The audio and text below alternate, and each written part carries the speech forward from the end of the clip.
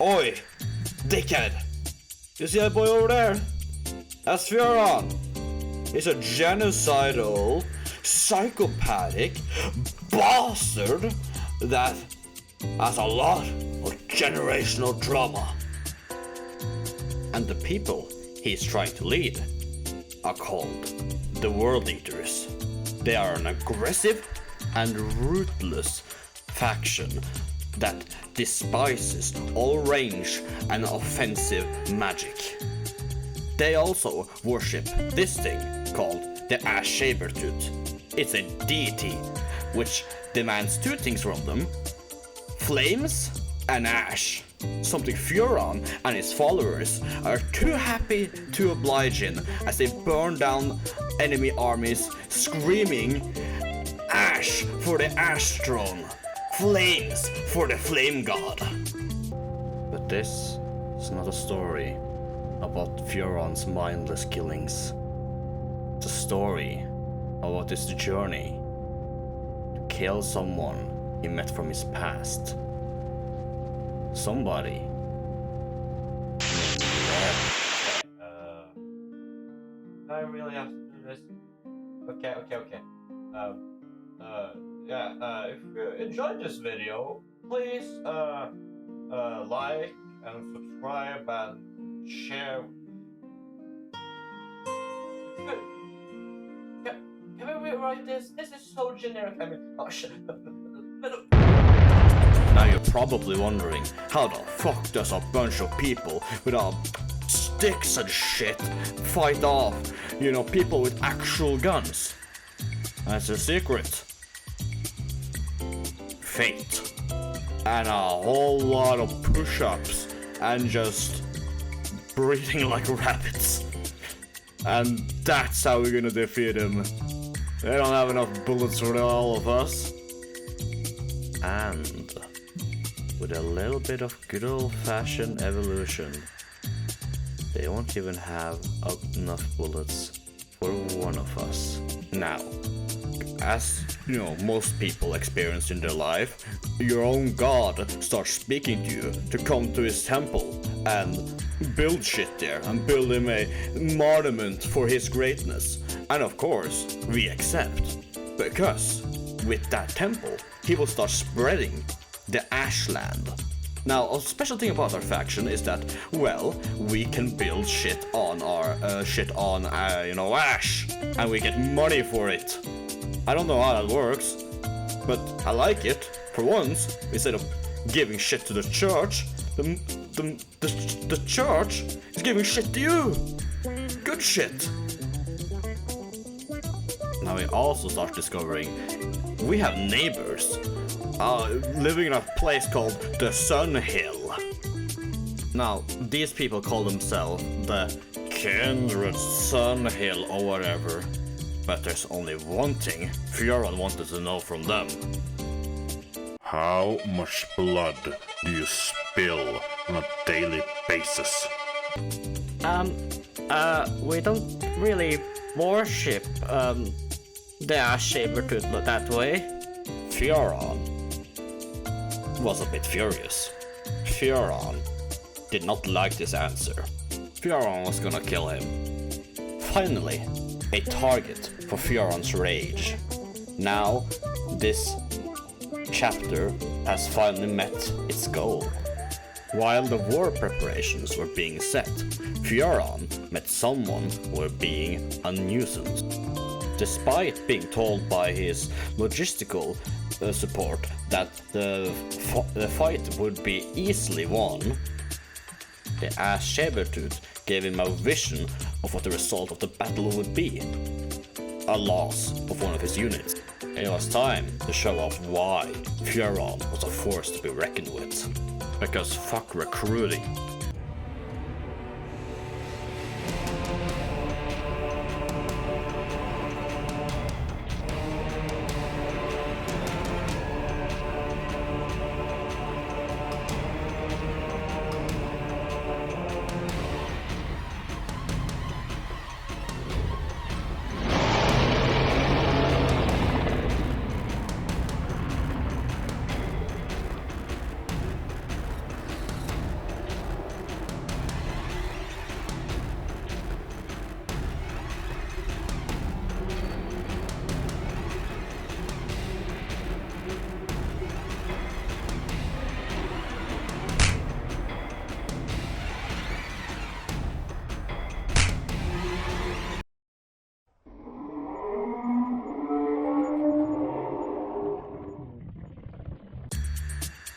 after a hard-fought victory with strategies unimaginable, we repeat it against this infestation of skeletons.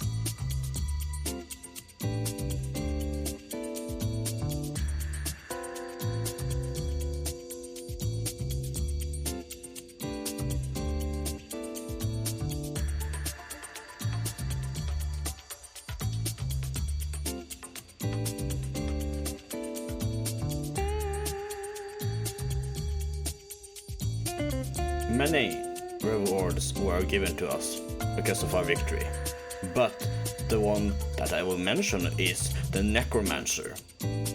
Necromancer is a pretty good unit, but this is what Furon thinks about them.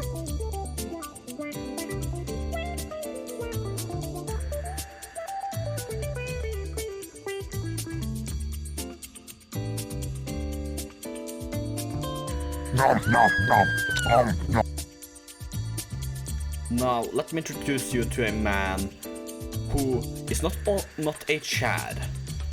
Every cell in his body is made out of individual Chads, forming into one Voltron-like Mecha Chad.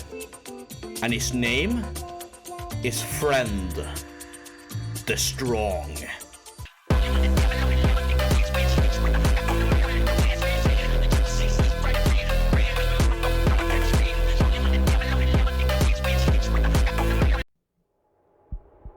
Furon would not wait for his friend. Furon wanted to kill. Furon's head pounded extra hard in anger when he thought about their leader, Elder Ectuda Foxeer. There was just something about her. Something about her cheeriness. What would she know of struggle, of hardship? She's not fit to bask in the glory of the ash saber-tooth. No. Her ashes needs to be spilt with flames. No one really understood why Furon hated Ectuda so much. Maybe it was because of her cheeriness. Maybe it was just because of his relentless need for slaughter. Or maybe some gods were compelling him to. Either way, something unexpected happened. Visions. Multitudes of visions, feeling like jelly dripped upon Furon's own brain essence, and he saw battles. He was confused, yet delighted. He was fighting in these visions. He could feel the excitement, the rush, the adrenaline, the smell of burnt corpses in each and every breath. But he was also wondering who was sending him these visions. No mage is not powerful enough to insert these hallucinations into Furon's brain. And then he realized it was his god, the Ash Saber-tooth. He was gonna show him the result of the coming battle. He showed him every single possibility Furon could make. Furon was scrolling through them, seeing which one would leave him victorious, or at least still standing. Furon did not care if he lost. His men and women on the battlefront fighting beside of him, that did not matter. The only thing that mattered, he was burning this insufferable city down to the ground. As he was fighting his way to the shining light that was firing thunderbolts towards him, he shouted straight to Ectuda. You are nothing but ash to be cast before the flame god's throne. You're meat to be burned for his glory. Now fight me and die so I can get on with butchering your miserable city. Yet, no matter could not fight the dying of the light. And as Furon fell down to the ground, electricity finally fading out from his body, he felt peace. Finally, an end to the violence. Finally, the pounding stopped. And as he closed his eyes, he awoke. Each and every single vision he had was riddled with failure and failure and failure. He fought 100 battles, dying each time, watching his brothers and sisters die each time. And as he was fighting beside his brothers and sisters, he noticed that they were fighting differently each time. He was not the only one experiencing the visions. Yet, no matter how many times they died and came back to life, they did not retreat, they did not abandon Furon. They fought beside them each and every time. Each and every time they lost. But for them, loyalty is its own reward. As Furon charged in once more, he looked back for a second to see how his army was doing. He could see into their eyes tired, eyes waning, will breaking, but yet they do not stop. Not for Furon. Furon fell again. But with the last breath, with the last power in his breast, he shouted to the heavens. Release me of these visions! I have made my choice. And then he was back. Back right where he was. Ready to declare war against the Sun Hill and invade with his army. Furon looked behind him, seeing his army, still shook for what they just witnessed, but still awaiting Furon's call to war. The dark dragon turned around and walked back towards the blood pit. One veteran among his retinue walked to Furon and said, My Primeborn, where are you going? I thought we were supposed to attack. Furon turned around, looking the man in his eye, expecting him to shy away, but he did not. Instead, he said, What is your name? Kislev, my Primeborn. Furon smiled, seeing a man nervous, yet look him in the eye was something Furon appreciated. It was a definition of bravery. Would you and your men like some wine for the day's effort? Before Kislev could answer, Furon marched onwards, and the rest of his army followed him to a feast. For in Furon's eye, loyalty is not reward enough.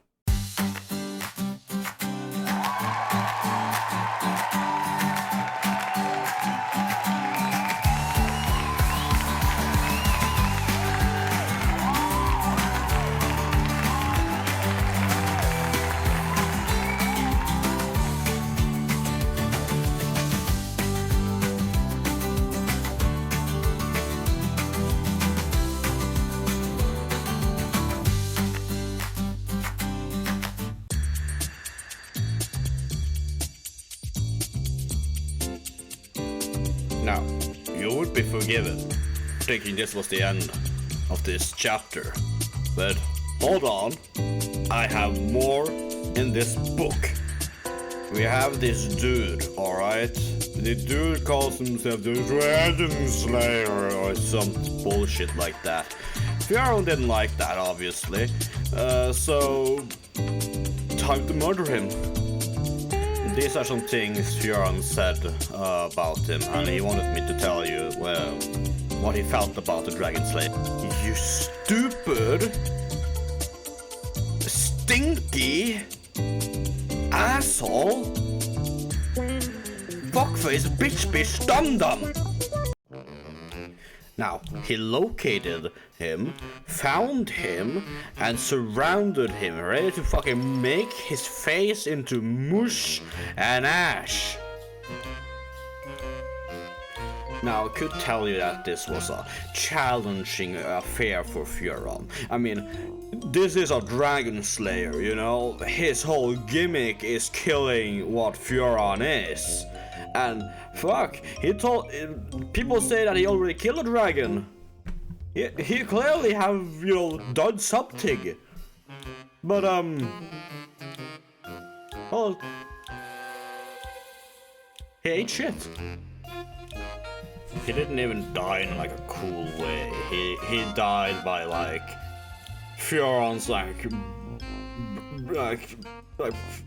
breathed on him like once, and then he just kind of, and then yeah, it was over. It was not dignified death at all. He more like just succumbed to his wounds that Furon did at like the start, and then some small people smacked him. Like you gotta understand how poorly planned this man did this. Like, he didn't even bring like good backup. He brought like scouts, units that you aren't supposed to bring, like scouts to battle. Like, they're supposed to explore. That's their role. And he brought scouts. I honestly don't believe that he have killed dragons. Like, there's no way he has. Because if he what is a baby dragon or something? I believe that. Yeah, so safe to say this battle didn't go so well for him. Which, side note, I was really disappointed that he just died in turn 3. I had like this whole like, curse you, Furon, like, curse you, Bale bit going on, and like, you know, I just dipped over and died. Like, I can't pretend it's cool. It died in 3 turns. Fuck you. Suck ass.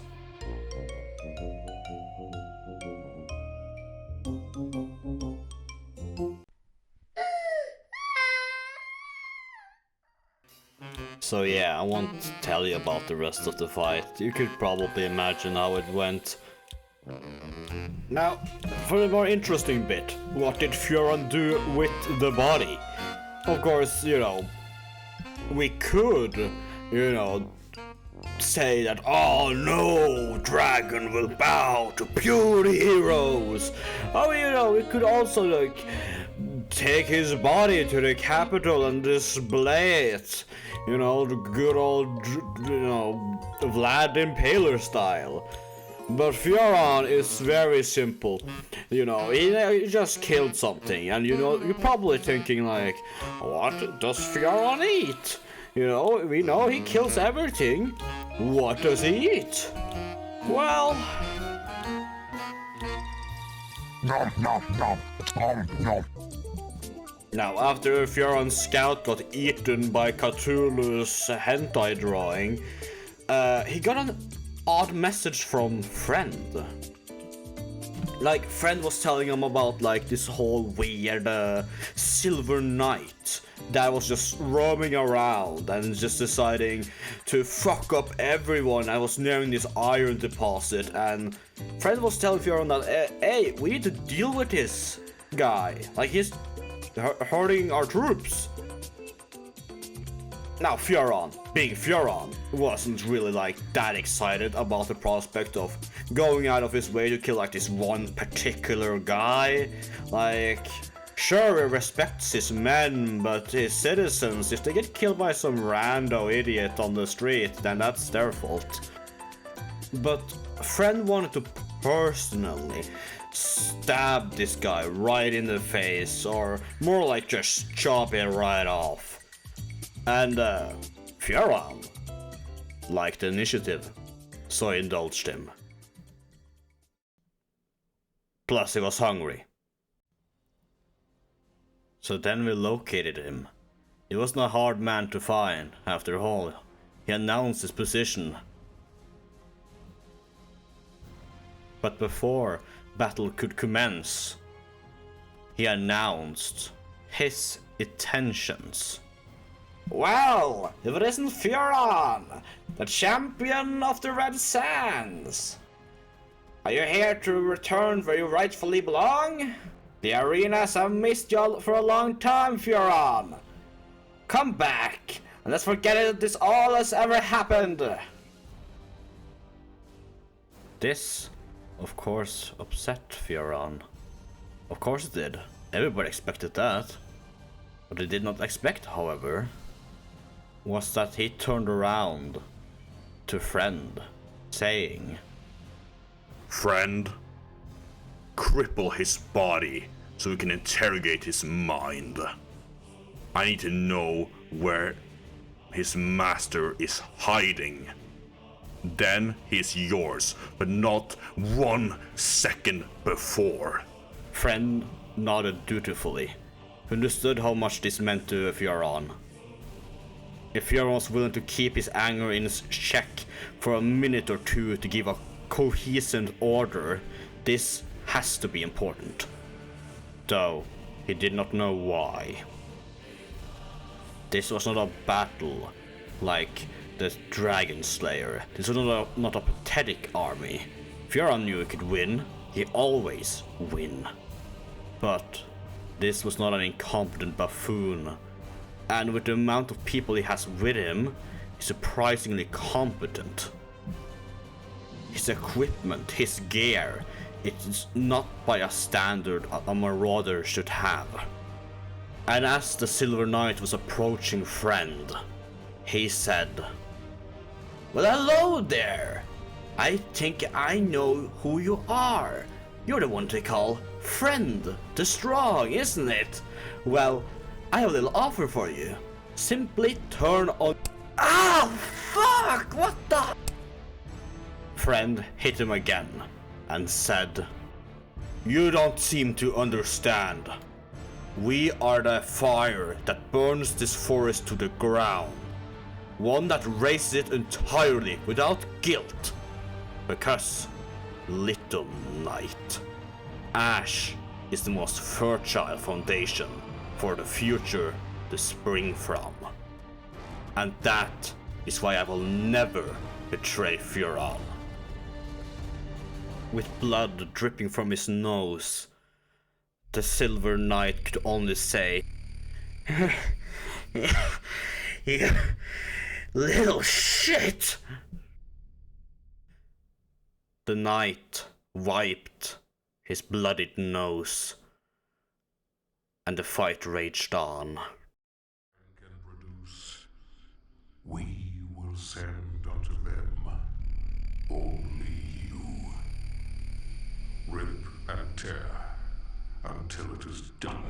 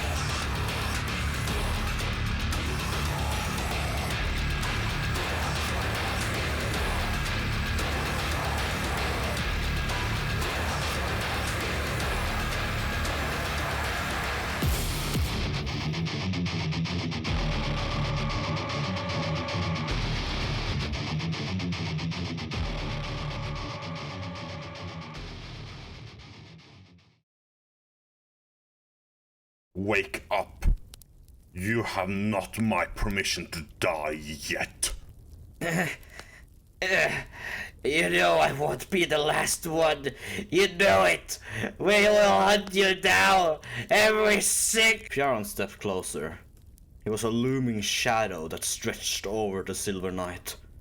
The knight looked upwards, seeing just a huge shadow with red looming eyes and smoke coming out of his mouth, looking down at him.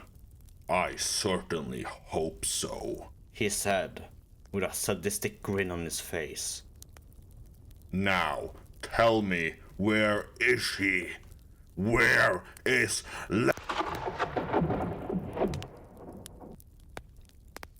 A bolt of lightning flew by Furon, right into the throat of the Silver Knight. Lightning zapped between the edges of the hole. Furon turned around and saw Kislev standing there with a wand. Still, gnistering energy remains in it. Kislev thought about running, but swiftly got his head chopped off by a friend. The Dragon Lord looked down upon Kislev as his flesh withered away before his eyes, turning into white dust, leaving only bone and purple glowing eyes in his socket that were staring at Furon while they slowly faded out to nothing. Furon roared to the heavens. Furon stared at the pile of dust. My Primeborn, what do you want us to do? Furon didn't even bother to look at Friend, as he said his command. Go back to the blood pit. When will you return with us, Furon? Furon said nothing. He simply lay down and closed his eyes. The thick ash of burning wood became so thick that even a world eater could not stand it, and Friend and the troops returned back to the blood pit. Furon lay there, sleeping, dreaming, while the ash piled up upon him, making him look like nothing more than a mountain of black sand.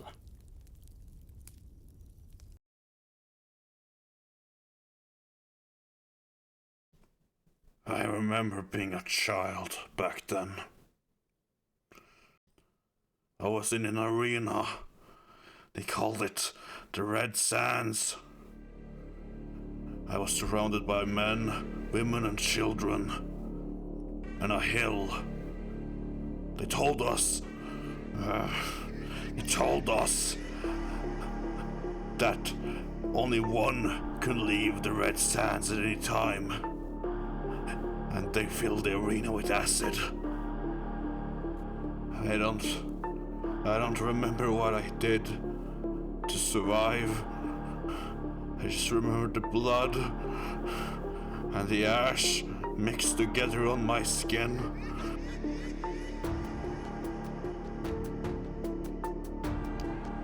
That's where I met Goro.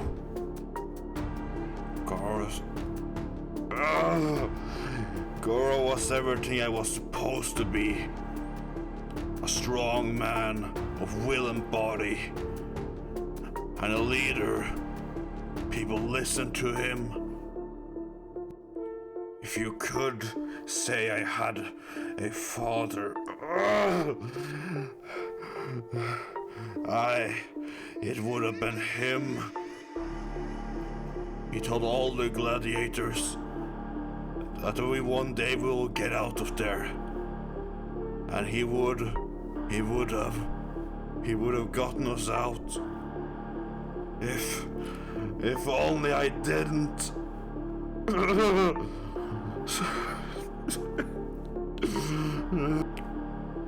One day, they put us both in the arena against two ogres, giant and fierce, piercings everywhere.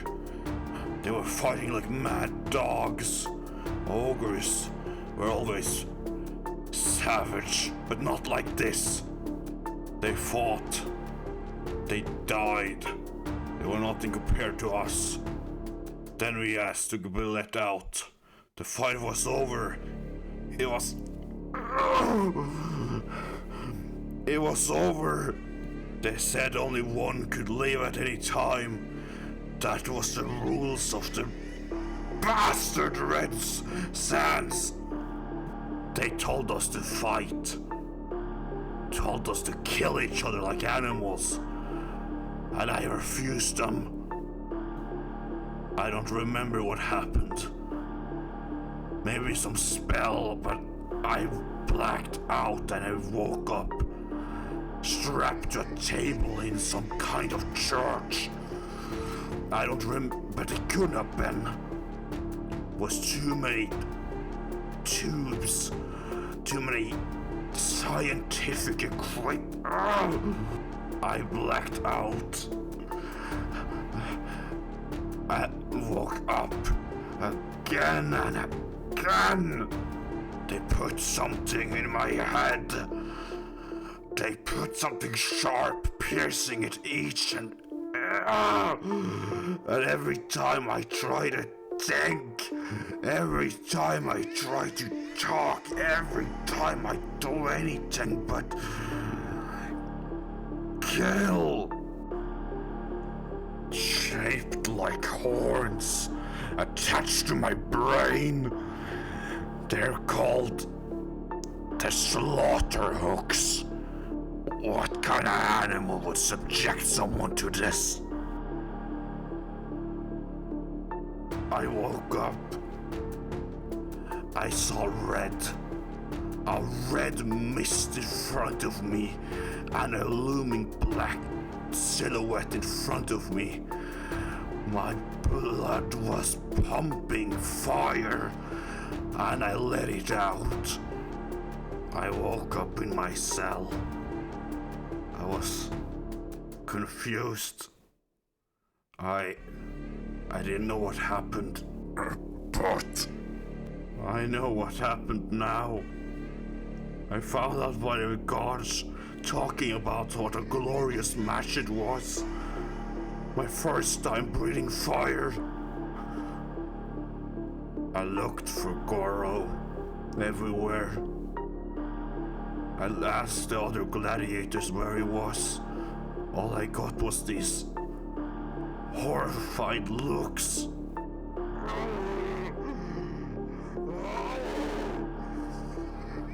I don't want to think anymore. Let this dream end. I only have one thought left. I am going to kill them. I am going to kill them all.